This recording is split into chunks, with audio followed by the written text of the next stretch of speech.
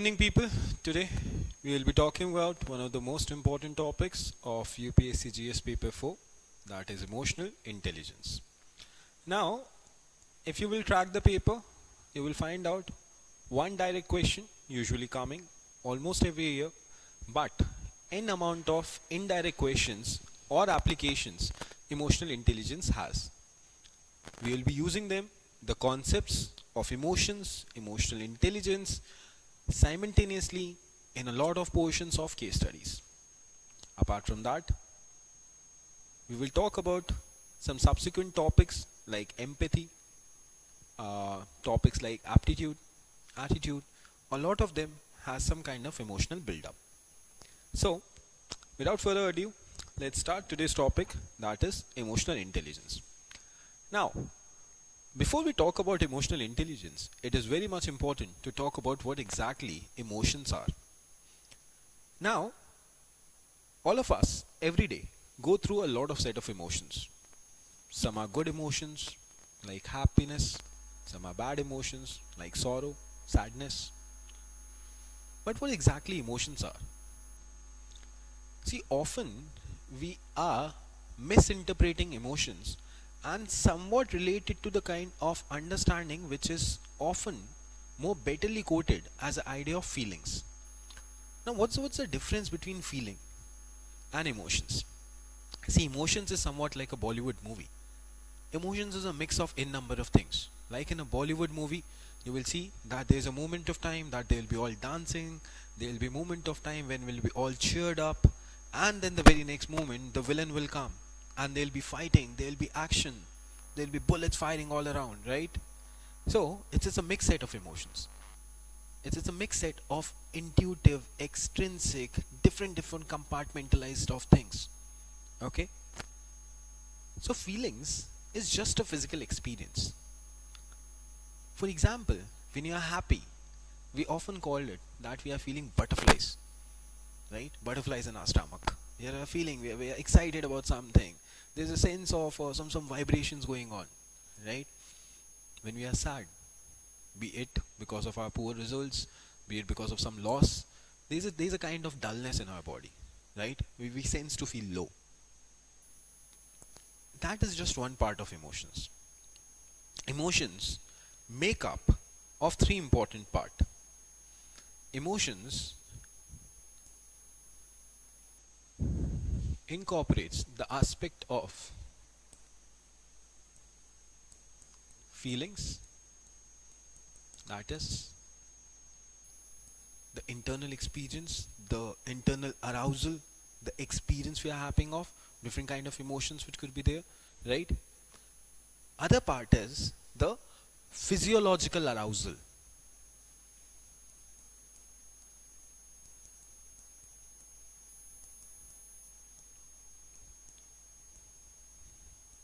And the last part is the behavior. Okay? By physiological arousal, we simply mean the idea that what exactly our body feels when there is a change of some kind of emotions. When you are happy, we feel of sense of kind of heartbeat. For example, when you are awaiting our results, there's a kind of suspense. We'll be feeling that our heartbeat is increasing, right? So that's the kind of physical arousal we are talking about. When we're feeling of emotions of love towards someone, we have that kind of blushiness, right? There's a physical feeling that we are all blushy, right? And then the last part is the expression. When you know that it's a good feeling, when you are in, let's say, love, right? You are all blushing. Then how do you're going to be acting upon? You're going to be giving them some kind of flowers. You're going to be talking in a good set of tone, right? You show some kind of good set of gestures. So that's the experience someone will be getting, or you yourself will be getting, because of your emotions. So what exactly are emotions then? So emotions are basically a mental state that combines feelings, physiological changes, and the experience and the behavior. Getting it? So basically how we feel, how our body reacts, and how we express it. All of them will mix together, will group together and form what is known as emotions. Now, Feeling is just an internal experience, and emotion is way too broader. It will include your body changes, it will include your actions, it will include that part of physical internal experience also. Okay? If you are feeling angry, your blood pressure will rise. And then you might shout on someone. So, angry is emotions, your blood pressure is rising. That is what? That is your physical arousal. And how you're going to be shouting is the actions. Is that clear? Okay. So emotions can be of two types usually. Positive emotions, the emotions of joy, happiness, love, gratitude. Negative emotions, sadness, anger, depression. Okay. Now, why we are talking so much about emotions? Because it is very much important, especially for a civil servant, to regulate their emotions. For example, if you are asked to do duty in conditions of riots, now it is already a sensitive area, right? And you are going over there, and all of a sudden, without even understanding what people are suffering, why people are rioting, if there is a protest, if there is a student protest going on, and without understanding the sense of emotions, that what made those people come forward, and what's the reason that they are getting so mad against the administration? If you all of a sudden discharge some kind of let's say if you order the lathi charge, so possibly will make the situation even worse. So it's very much important. We'll read we will understand the different if we talk about importance of emotions. For example, let's say we have people like people who do charity, people who do altruism. Let's say Aziz Premji or Bill Gates. Do you really think that they are basically Tatas and all, right? They are spending their money, hard-earned money. They have earned money and now they're spending on charity. No one has asked them to do that particular thing, but they are still doing it. What drives them? Is the compassion, is the emotion of love, is the emotion of a kind of empathy feeling for the people, for the downtrodden, for the marginalized, for the people who are discriminated, for the people who are poor. This sends a sense of brotherliness, some kind of attachment, and that's what motivates. So emotions is very much important. For the first function will be that emotions is a driving force behind charity, altruism. Next, emotions is important for nationalism, patriotism. See, everyone knew that the British rule is unjust, that the British rule is basically exploitationary. Everyone knew. But what made Bhagat Singh sacrifice his life at such young age for the nation? It was the emotions for the motherland. It was the emotions. It was the kind of attachment, the love, the respect he had for the soil. It is out of the sheer love, respect that we respect our national flag, the national anthems. There is an emotional attachment to the nation, right? So, emotions is the foundation of nationalism, if we can say. It won't be wrong in that case. Or what about the civil service motivation? People who are working in, let's say, troubled areas affected by left-wing extremism, terrorism. What are the people who are standing, doing their jobs for so many hours during the COVID? You cannot force people to come out of their house and be the frontline workers, right? We just can't. It was a sense of emotion. It was a sense of care and compassion for the people who were affected by the virus, which promoted them to come out of their house, make themselves insecure, but work for the people.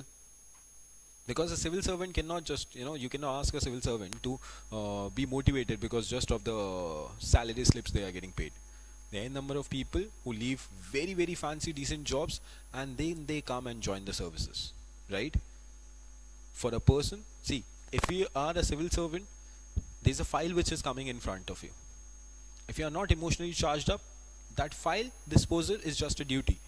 But when you are emotionally involved, you will get to understand that there is some sense of person's life attached to that file. And you will be out of nowhere be more concerned about that particular subject. You will be discharging your duty more ethically, in a more time bounded manner. Getting it? So be it tolerance, be it forgiveness, be it empathy. If you are finding a good Samaritan, if there is a person out there, you will see that um, so many people in the unfortunate event and during the Nirbhaya rape case, that girl was there abandoned for a long amount of time. So many people would have seen her already, but no one stepped her, their car or vehicle to take her to the hospital for a very long duration of time. It was some of the people who came forward. So everyone is human. Everyone knew the right code of conduct would be to take her to the hospital, but only few people have that kind of emotions. Why? Because they are emotionally intelligent people. Now, without further delay, let's come and jump onto the most important topic, that is emotional intelligence. What do you mean by emotional intelligence? Intelligence, we all know, that a sense of IQ. It's basically a parameter which judges your IQ, right? That what is your problem solving ability, right? When we add emotions to that intelligence, it is basically that how you manage yours and how you manage others' emotions to make the most out of the particular topic, to make the most out of the situation which is in our hand. Because if we are not emotionally intelligent, so there are common scenes which we can see. Someone shouting at you, this is not emotional intelligence, right? We all know that we make situation worse when we are shouting at someone. Road rage, someone's mistake, people all come bashing the doors, bashing the glasses of each other, fighting, right? Domestic violence, people losing their anger, the calm over their partners, right? Or it be the kind of actions we see these days in our legislatures, right? Everyone is losing somewhat the kind of behavior we are expecting. That these are one of the finest examples which showcases that somewhere it is not so easy for everyone to manage their emotions. And just managing our emotions is not just the only implicit part.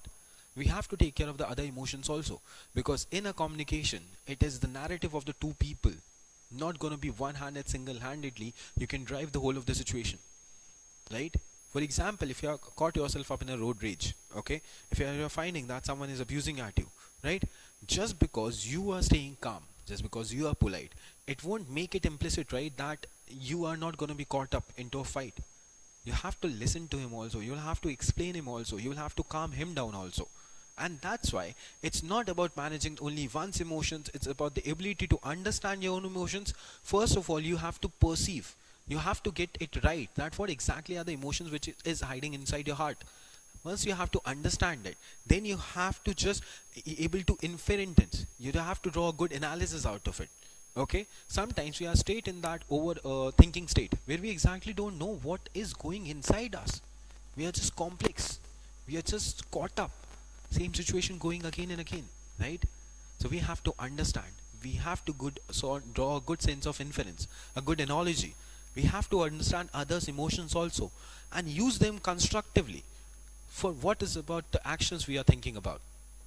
Okay, so emotional intelligence can be defined as the ability to understand our emotions and others' emotions and use them constructively to guide our thinking and actions. It is very much important to solve the problems, be flexible with the changing situations. It is important to help others who are in need. It is important to manage the work pressure. It is important to respond calmly, to be optimistic, to have a vision in chaos, to continuously learn and adapt to the growing situation. Emotional intelligence is of huge vital nature. Okay, now the topic I want to talk about emotional intelligence is that how emotional intelligence is important for an organization's effectiveness. How EI connects to organization's effectiveness. Now, before we jump onto the idea EI and emotional effectiveness, right? Emotional intelligence will be the ability to understand, perceive, regulate constructively oneself and the others. See, in an office, possibly what will be having is that emotional intelligence can be considered as a kind of human glue, which is binding so many people together. Organization is a grouping of so many people, right? And it needs to be compoundedly binded together. What will happen that if you have given a salary hike to someone and the other people will come, that's a, see sir, there is a discrimination. They will be hostile towards you. You have to tell them that okay, in a very nice manner, that okay, the performance not have met the absolute standards which we have decided for you. Possibly that could be the reasons. We have to just communicate it very nicely. And a communication is the key for any organization. And EI is the build up. EI is the foundation block of a good communication. Right? EI helps in organization effectiveness as a good leader. Any organization will need a good leader. Right? You have to be a manager sometimes, you have to be a friend sometimes, you have to be a leader sometimes, you have to be a co-worker sometimes. Right? Everything will be required. Multiple roles. Organizations like Infosys are able to perform that well because we have seen, like there's a very small incident that once there was this fellow scientist, a junior scientist who went up and wanted to talk to APJ Abdul Kalam that sir, I have promised something, okay, to my children that I will take them to the fair, city fair. But on that day, so Mr. Kalam has given him permission, yeah, you go ahead and all. But that day, when he was supposed to take his children to the fair, right, he was not able to take them because he was so much involved in the work, and Mr. Kalam saw that he is working on something important. It's not right to disturb him. But as a good leader, you know, that day when the scientist went home, the kids were very happy. They told that, you know, Mr. Kalam came and took them to the fair. So it's a sign of a great leader who understands your pain, who understands the reason. They will be making you more productive. You'll be able to live under them. Else, what we call, when a boss is not able to understand your emotions, it becomes very toxic, right? And no people want to work in that toxic organization, right? EI is important for your employees' morale. It is important for conflict resolution, right? It makes sure that we are reducing the stress and the burnout of our employees. It is important for customer relations, how we talk to our customer, how polite we are while we are coming and talking to them, right?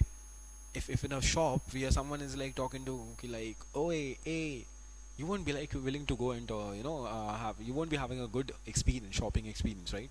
So we'll try not to go to them, right? Yes or no? So EI is very important. We will be able to retain, we will be able to fetch good, see, everyone wants to work to Facebook, and everyone wants to work in Google or something. Why? Because they have a great culture. Everyone wants to go abroad. We have this idea, we have a huge brain drain. Everyone wants to work offshores because we are able to provide a better working conditions over there. We take care of their mental health also, right? We don't take them as a cog in a machine. We believe that they are an important part of the machine themselves, right? They're just not some screws. Okay, now there's a 5 building block of emotions given by famous psychiatrist come book writer, author, okay, David Goleman. He is the one who spoke about emotional intelligence in the initial days. As per Goleman, there are 5 key components of emotional intelligence. That is self-awareness, social skill, self-regulation, empathy, and motivation. Let's try to understand them nicely. What is exactly self-awareness? See, the idea of self-awareness is that we are accurately very able to find out what exact emotions we are thinking about. Okay? See, sometimes we are confused. Sometimes we have to go out, right? And we are not sure that we are denying because we don't want to. You know, sometimes we don't like the set of friends and all that, right? And we don't want to go over there, but yet we are unsure, right? Because we are feeling the FOMO also, that if we don't go out and people might not call me further, right? So self-awareness is that we have to first decode our emotions nicely. We should be very well aware of the fact that what exactly we are thinking about, what our sense of, we should be aware about our weakness, we should be aware about our knowledge, about our understanding. And that's when we'll be able to decode our one's strength, one's weakness. Once we are very well aware of that, we'll be knowing that the part that what are the opportunities coming up our way, how we have to deal it, what's the exact way. We'll be know that what things we'll be having a self confidence on, and what are the other things which we'll be having a self depreciation, right?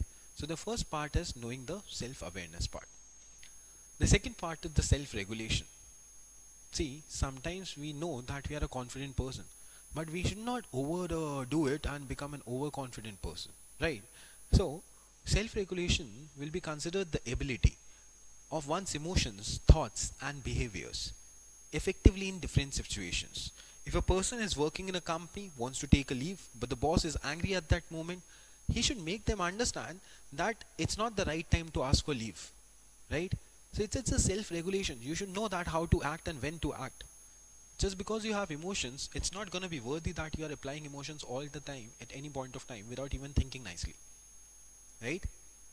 Then internal motivation. Internal motivation is the idea that we have to sometimes work. Our emotion should say that sometimes we have to work beyond the sense of duty, right? If there's a policeman, and let's say, and he's going home after the shift, right, and he's seeing a crime, he should not ignore that crime saying that it's not my duty hours, right? You have seen the movie Pink. The movie Pink is based on the concept that some people asked that, okay, there was this some assault on on a couple of girls, and the police people denied that, okay, we are not going to be taking this FIR, we're not lodging this FIR because the area is not under our jurisdiction, right?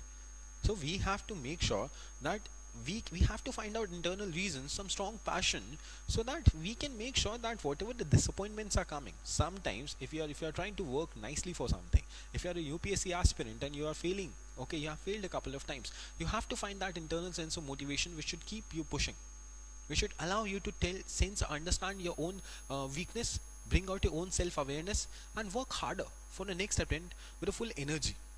And that will make you overcome this barrier and become a successful officer, right?